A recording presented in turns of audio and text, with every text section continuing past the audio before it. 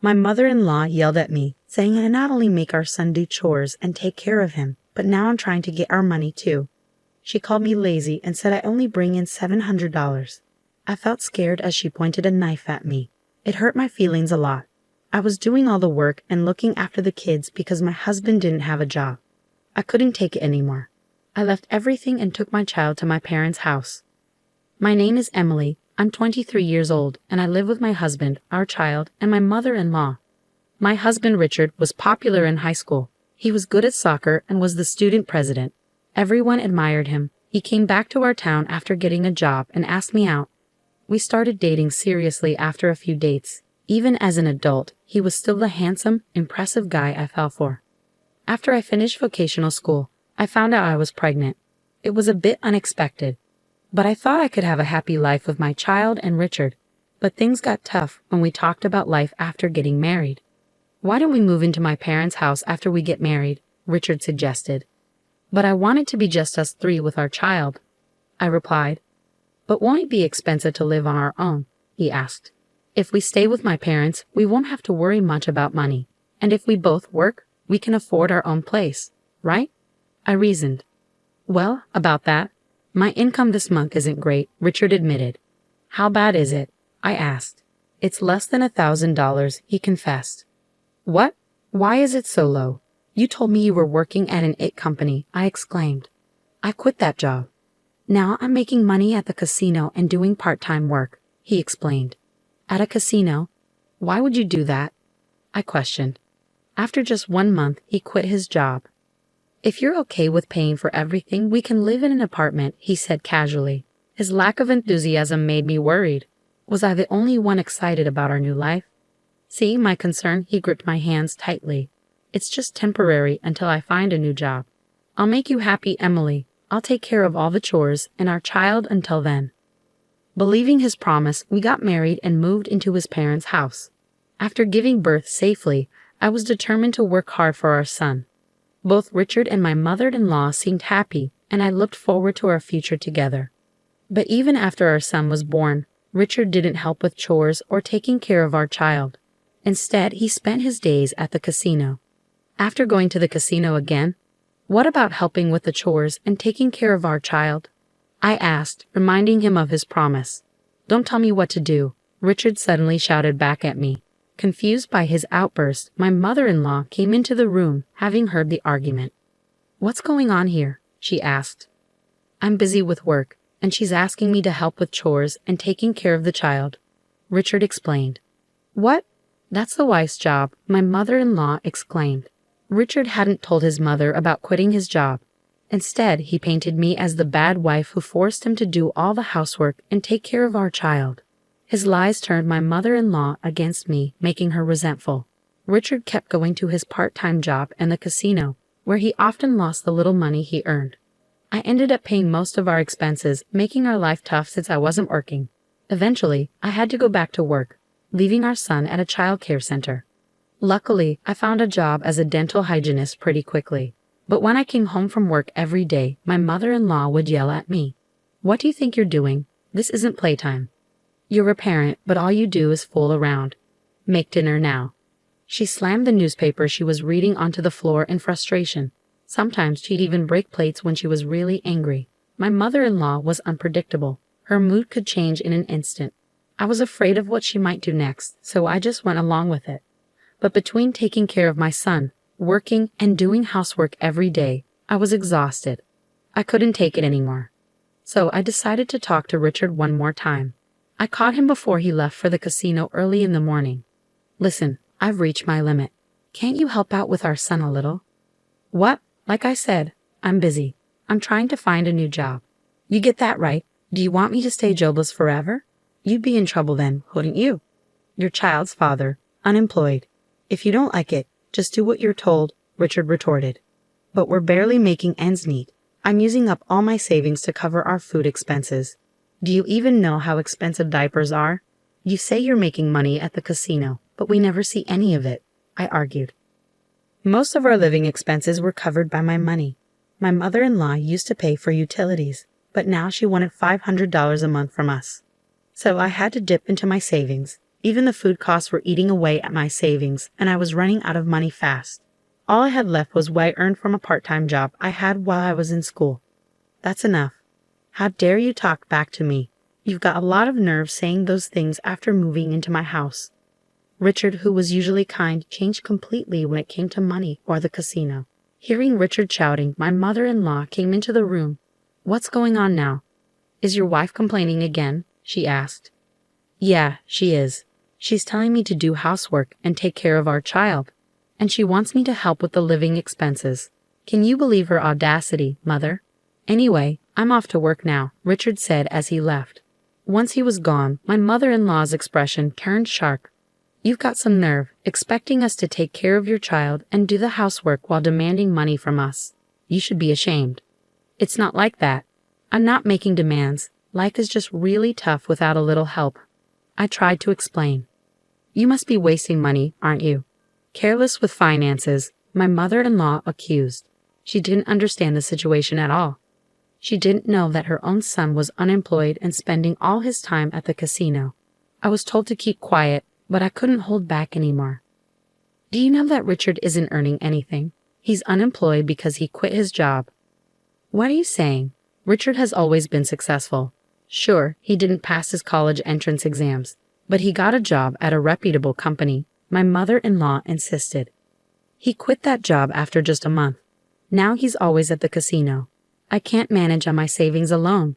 It's not fair. I pleaded. Don't talk nonsense. My mother-in-law refused to believe me. Her son, who had always been successful in sports and studies, was her pride and joy. She couldn't accept that he was now unemployed and wasting his time at the casino. Her face turned red with anger, and she stormed out of the room. When she returned, to my horror, she was holding a knife. What are you going to do? Please stop. I stepped back, holding my son close. My mother-in-law advanced towards me, knife raised.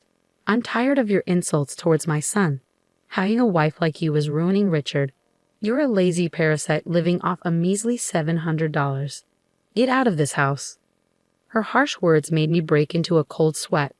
I feared for my son's safety. Seeing my fear, my mother-in-law seemed satisfied and lowered the knife. Good, you understand. We don't want parasites like you here. Just stay quiet and do your chores, she said before leaving the room. Feeling the tension lift, I collapsed to the ground. My son started to cry, sensing something was wrong. I held him close, stroking his back, and made a decision. We couldn't stay in this house any longer. It was unbelievable that someone could threaten with a knife so casually she didn't even seem human. Until now, I had been swayed by Richard's sweet words. After every argument, I used to think I needed to support him, that he would fall apart without me. But I had reached my limit. Above all, I had to protect my crying son in my arms. I couldn't raise him in this house. I decided to leave the next day. In the morning, my stern-faced mother-in-law spoke to me. Emily, get ready for my husband's memorial service next week. All our relatives will be there, so everything must be perfect. Without waiting for my reply, she left for a neighbor's house. Next week was my father-in-law's memorial service. Richard and my mother-in-law had been planning a big feast and reminiscing about him. I was supposed to handle all the preparations, but I wasn't listening anymore. As soon as they left, I quickly packed our things and fled my in-laws' house. I didn't have much, just clothes, my son's toys, and diapers. When I got back to my parents' house, they were surprised. But when I told them everything, my mother cried and hugged me tightly. My usually calm father was very angry and told me to rest at home. Then that evening, the phone rang. It must have been Richard, wondering why I hadn't returned to make dinner. Ignoring the call and blocking his number was a good move to protect yourself and your son. The next day, mother-in-law and Richard showed up at your parents' house together, banging on the door early in the morning. Your parents tried to send them away, but you decided to let them in. As soon as you opened the door, they started shouting. How could you leave without a word? What kind of wife does that? It's strange to just disappear like that. Please, let's not shout. You're disturbing the neighbors, you said calmly, holding back the urge to point out who the real problem was. When they tried to grab you, your father stepped in. We'll call the police if you resort to violence. Let's talk inside first, with my parents present, he said firmly. Once inside, you initiated the conversation with mother-in-law and Richard. Why did you leave without saying anything? I was overwhelmed with childcare and my job, and yet you never helped, despite my pleas. Well, I was busy too. Busy at the casino, like I've already said. Our son doesn't go to the casino. Stop spreading lies.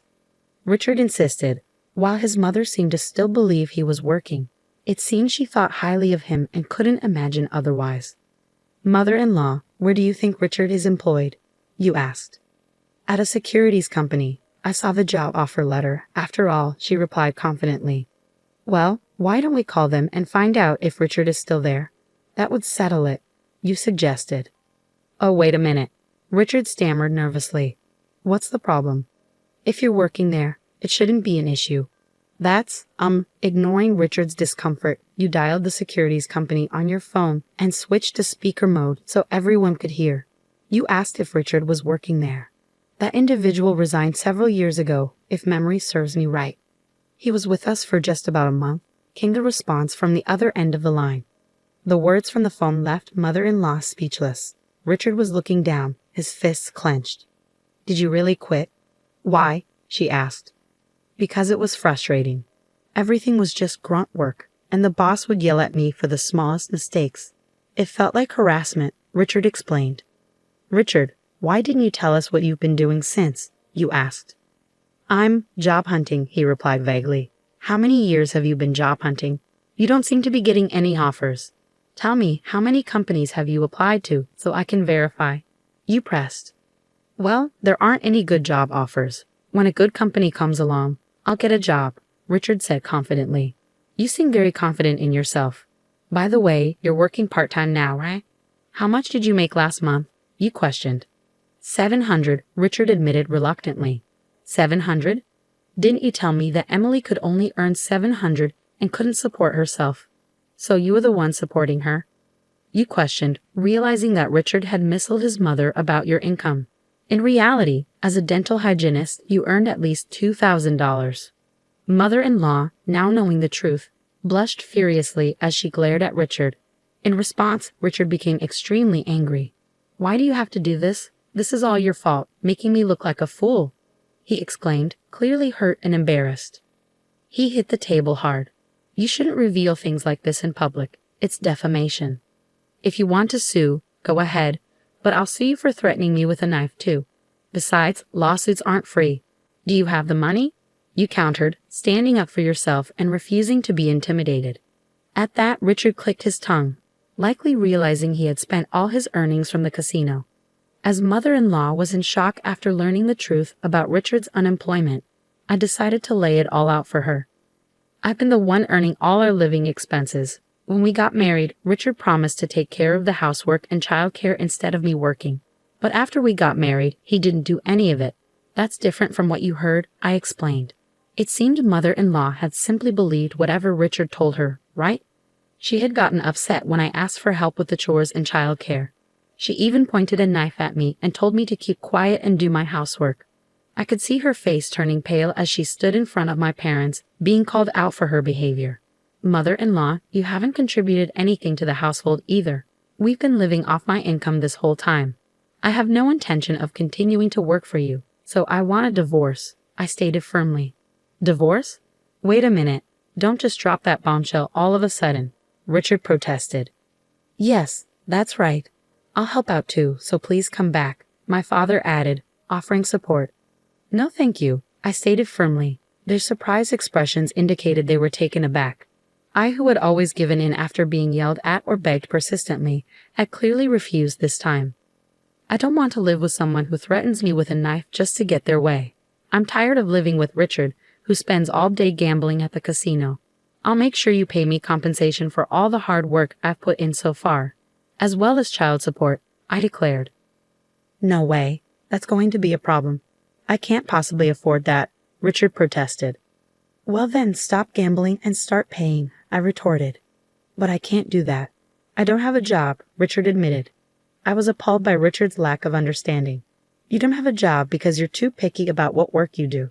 Do you have any desire to do whatever it takes? There aren't many companies out there that would hire someone without qualifications or experience. Don't take society for granted. Many people work hard in difficult situations to earn a living. Yet people like you, who quit their jobs on a whim because they got angry or didn't enjoy it. No one will want to hire them.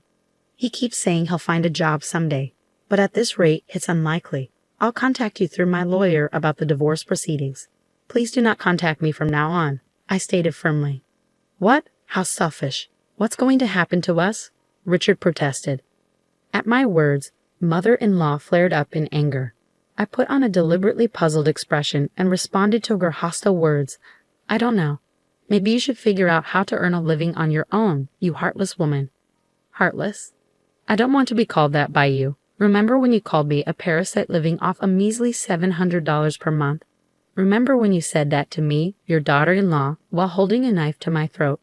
By the way, the lazy person making $700 a month is right next to you. Are you not telling him to leave? I confronted her. As I spoke, mother-in-law started shaking with rage. Maybe I went too far. She leaned over and grabbed my collar. Stop it. I told you I will call the police if you lay a hand on her. My father forcefully pulled her off of me, but she was too riled up. So not only threats with a knife, but physical violence too. How barbaric. Don't you think it's better not to compound your crimes any further? I said, ignoring her resentful glare, and turned to Richard. I used to believe you would change, but I'm giving up on that now. I need to protect our son. I won't trouble you anymore. I'll take care of the money, the housework, and the childcare, so please come back. You'll take care of the money? Really? Even with careful budgeting, it's over $1,000 a month. Can you earn that? Richard's face turned pale upon hearing my words. He had never made more than $1,000 since he quit his job. But I have Mom's pension, he stammered. So, you're telling me you're dependent on my pension now? Mother-in-law couldn't keep her calm at Richard's absurd words. There's nothing else I can do. I don't have a job. Now I'm doing part-time work. Can we try to work things out? Richard pleaded. My father, hearing Richard's unyielding stance, finally spoke up. Richard, you and your mother have taken great advantage of our precious daughter. If I had known you were such a person, I would have opposed the marriage by all means. I will never let her step foot in your house again. I'll sever all ties. But I can't live without Emily. Please, give me another chance. Richard pleaded desperately. Don't joke with me. Can't live without our daughter? You're already planning to depend on her. A man who has no intention or grit to earn his own living and make his wife's life comfortable doesn't deserve our daughter. Leave now, my father retorted firmly. For the first time, I saw my father shout. It sent chills down my spine and seemed to shake Richard and mother-in-law as well. Richard was kneeling, his head bowed. It was a stark contrast to the charming image I had of him during our college days. Please reconsider. I beg you, Emily, Richard pleaded once more. But my parents wouldn't budge. They were fed up. I don't want to be treated like a slave by you two anymore. Please don't involve me in anything from now on, I explained to Richard and mother-in-law. As soon as we kicked them out of the house, we locked the door. For a while, they banged on the door and shouted. But as soon as a passing police officer addressed them, they ran off. Later, I heard that Richard was cut off by his mother and kicked out of the house. Now he's living in a rundown apartment, surviving on part-time work and struggling financially. Apparently, due to his short temper, he doesn't stick to one job for long and keeps switching between part-time jobs at convenience stores, construction sites, and so on. He's barely making ends meet. In order to pay me compensation and child support, he's juggling multiple part-time jobs and is unable to look for a full-time job. There were rumors that he's still going to the casino and may even be in debt. But I'm not interested. News of Richard's downfall spread quickly among our high school classmates, and I received numerous sightings and information about him. It seems that the neighbors have witnessed mother-in-law kicking Richard out and their frequent arguments. His unemployment and the fact that he was left by his wife became public knowledge. She must be feeling extremely embarrassed after boasting about her son all the time. She hardly ever leaves the house now. With the help of my parents in doing the housework and raising my son, I continue working. I now have more free time to spend with my son. I don't need to leave him at the child care center since my parents take care of him.